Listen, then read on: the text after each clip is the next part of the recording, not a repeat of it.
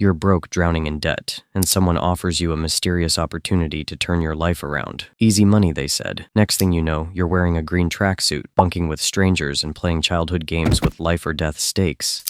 Congratulations, you've entered the Squid Game where the only way out is to win, or die trying. And let's be honest, you're probably not making it past round 1. Squid Game is like the world's worst reality show. You thought surviving your 9 to 5 was hard? Try surviving a series of deadly games designed to crush your spirit and test your morals. First, there's the setting. A cold, sterile dorm packed with bunk beds stacked higher than your student loans. Privacy? Forget it. Luxury? Ha! You don't even get a blanket that isn't thin enough to double as paper. And the other players? A mix of desperate gamblers, con artists, and people who definitely failed trust-building exercises. Then there are the guards. Faceless, silent, and dressed like PlayStation mascots. They've got guns, creepy masks, and zero sense of humor. It's like they attended the Squid Game School of Customer Service and majored in intimidation tactics. The worst part? You're trapped. No phone, no Netflix, and absolutely no way out unless you win. Or, die trying. The sweet innocence of childhood games. Utterly destroyed. The first challenge is red light, green light. Except instead of a fun game with friends, it's a high-stakes shootout where the stakes are your life. Here's how it works. A giant creepy doll scans the field, and if you move after she says red light, you're eliminated. And by eliminated, I mean pew-pew. You're now part of the turf. Watching the chaos unfold is like watching toddlers try to stay still during hide-and-seek. Some players freeze perfectly, while others panic, trip, or sprint like they're late for their Starbucks shift. The runners don't make it. And then there's always that one person who screams, "What's going on?" right before getting taken out. Buddy, read the room. After surviving the Doll of Doom, you're rewarded with a cookie. Sounds nice, right? Wrong. This isn't your grandma's chocolate chip delight. It's a fragile honeycomb with a shape etched into it. Your mission? Carve out the shape without breaking it. Simple enough, unless you're handed the dreaded umbrella. Pro tip, if you're ever in this situation, start licking that thing like it's your last lollipop. Why?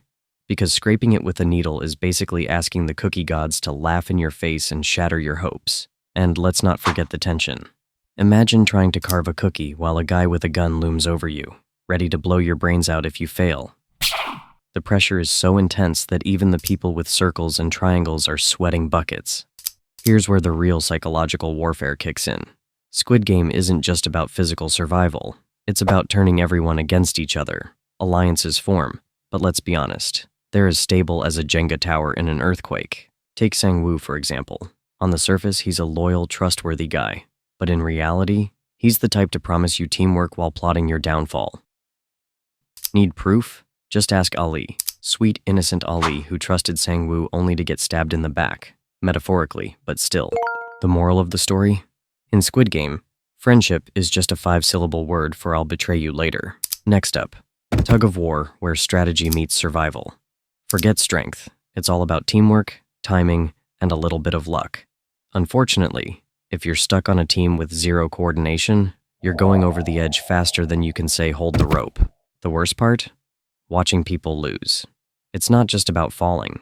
It's the sheer terror as they plummet into the abyss, knowing there's no safety net.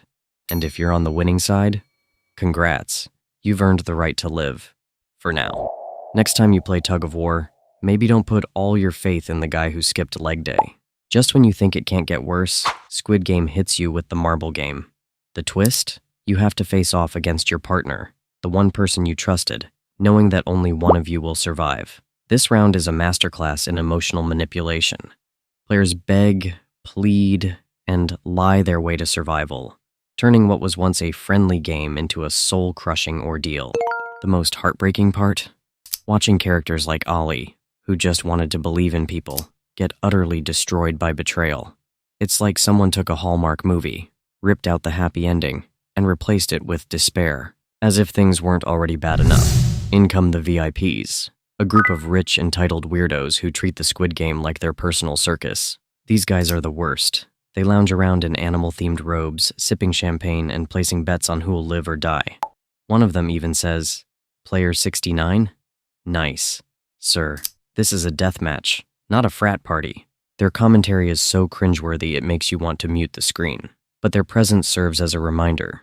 The real monsters aren't the players or the guards. It's the people watching, enjoying the carnage. If you've made it this far, congratulations. You're officially part of the Squid Game final showdown. The bad news? It's not over until one of you wins. And by wins, I mean outlasts and outwits your opponent in a brutal test of endurance, strategy, and straight-up violence. The final game is designed to strip away any remaining humanity. Do you betray your last friend to secure victory? Do you fight dirty? Or do you stick to some semblance of morality? The result? A moral dumpster fire where the winner gets a big pile of cash and a lifetime of nightmares. So, you've survived the games and walked away with millions. But at what cost? Everyone you trusted is dead. You're traumatized beyond repair, and you can't even enjoy your winnings without feeling guilty. Plus, now you're stuck wondering, was it worth it? Sure, you've escaped poverty, but the emotional toll leaves you more broken than when you started. In the end, Squid Game isn't about winning or losing, it's about losing yourself.